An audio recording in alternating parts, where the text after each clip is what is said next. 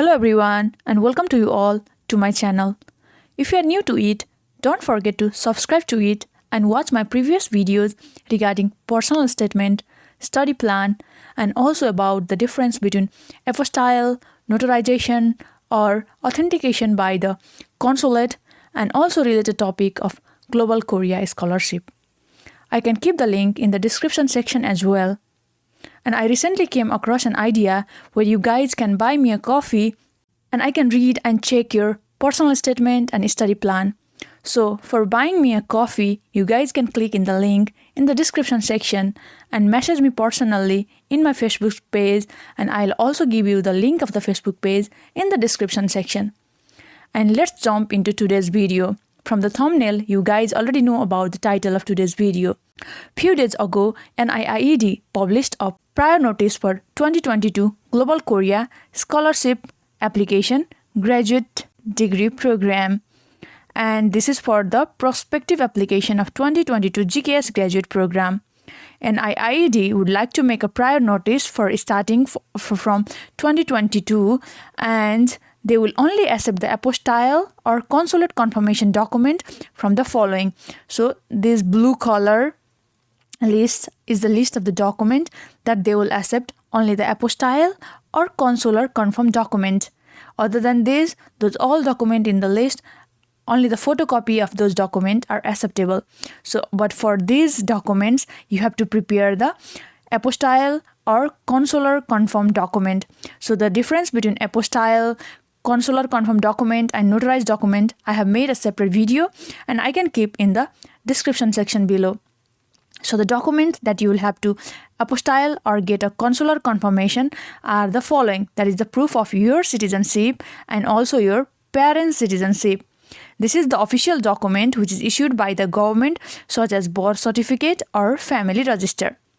The other document is the certificate of graduate, that is your bachelor's, master's or doctoral degree. And this is the official graduation certificate for diploma, which is issued by university or a government. And the official certificate of expected graduation for those applicants who are expected to graduate and are still studying in their university but who are willing to apply. That means those who are in the final year of their degree program and would like to apply to GKS. And also your academic transcript, that is bachelor's, master's and doctoral degree, which is the official transcript issued by your university. It is the final certificate with all the marks from all of the semester or the yearly system that you have completed in your graduate degree or the undergraduate degree. Also, proof of your age, that is the additional document issued by the government if none of the submitted document indicates the applicant's date of birth. If your date of birth is not indicated in the above mentioned document, then you will also have to submit proof of your age. Also, proof of overseas Korean, proof of Korean citizenship renunciation document, and also the proof of Korean War this is veteran's descendant, and proof of Korean adoptee certificate. This is only applicable for relevant applicant, not for everyone. Also the certificate of employment, only applicable for Korean language teaching professional. So this requirement, this one is for the Korean language teaching professionals. And these all certificate listed above must be authenticated by Korean consulate or apostille. So the apostille means those countries which are in the apostille convention can just submit their apostille document. And about the apostille convention, I have mentioned in detail in the next video. And also I have listed all those countries taking part in the apostille convention. So don't forget to check that videos as well. And the certificate with simple notarization will not be accepted. So the confirmation by Foreign Ministry or Ministry of Justice only will also not be accepted. So in case of Nepal, if you are going for the authentication by Korean consulate, first you have to photocopy your document, and in that photocopy you have to get a stamp from your university like your TU, KU or PU, and after that you have to go and get a stamp from Ministry of Education followed by the Foreign Ministry, and after that only you have to submit your document for the authentication by the Korean consulate. And if you don't follow this step, I think it is not valid. And for other countries also, you have to follow the step accordingly as per the rule that is being followed from the past years. The certificate that are either in English or Korean submit with an authentication by Korean consulate or with an apostille. And for the certificate that are written in language other than Korean or English, a certified translation must be accompanied with an original document. An original or certified true copy of the original document must be authenticated by Korean consulate or be apostille. So the apostille and authentication by Korean consulate doesn't mean the same. It has difference. So please watch my next video. I'll keep it in the description section. And for the embassy track applicant, they should submit one consular authenticated or apostille document and 3 photocopies of the consular authenticated or apostille document. And be careful, guys, you don't need to consular authenticate your original document. First, you have to photocopy your original document, and then for the photocopied ones, you have to follow the consular authentication, and that consular authenticated document will be regarded as original.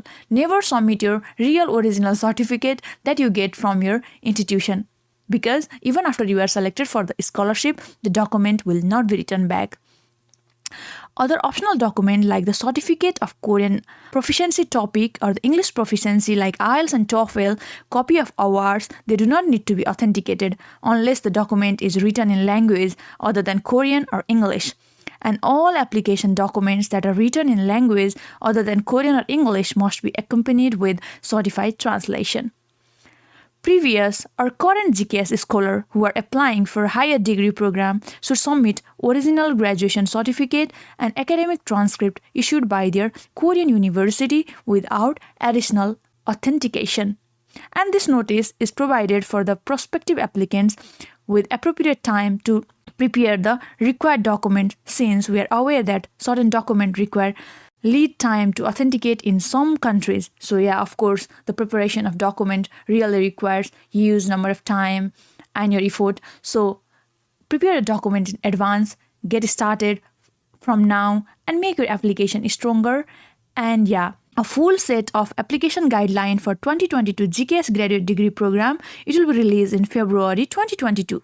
But for now, you can also refer to the 2021 application guideline for the time being. And the application procedure are similar every year, but there may be slight change in the country quota, application form, eligibility. So you should always read the updated 2022 application guideline very thoroughly before you apply to the program. And this is the notice which is published in the NIID website, that is studyinkorea.go.kr, and I downloaded it from there. And this was revised in January 12, 2022. So yeah, if you guys are preparing for the GKS application 2022, don't forget to read the guideline thoroughly, prepare all your documents in advance, because it is only the documents through which you are being evaluated. So yeah, be serious, guys, and prepare all your documents in advance. And also, if you need your personal guidance and help, you can always message me on my Facebook, and also you can buy me a coffee through the link in the description section below. Thank you for watching. Keep supporting. All the best with your application. Stay healthy, stay safe, and stay productive. See you soon again in the next video. Thank you for watching.